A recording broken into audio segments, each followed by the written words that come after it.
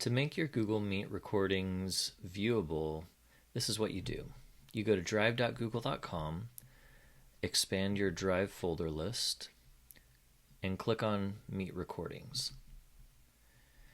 All of your Google Meet recordings will be housed in this folder, and any permissions that you apply to the folder will be added to all the videos in the present and in the future.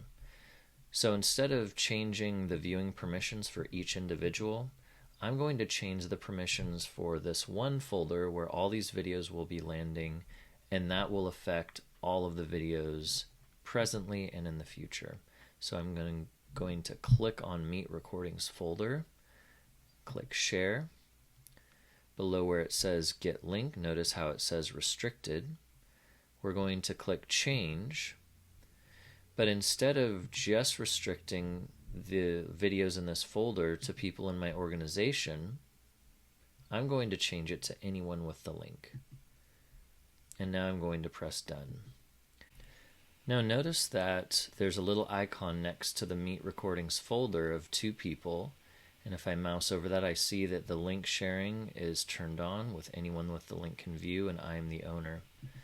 So if I were to copy any links to any of these Google Meet recording videos and paste them into an email or Google Classroom, or if I were to insert a video into a Google Slides presentation, all of those videos will be viewable by anyone who has access to that link.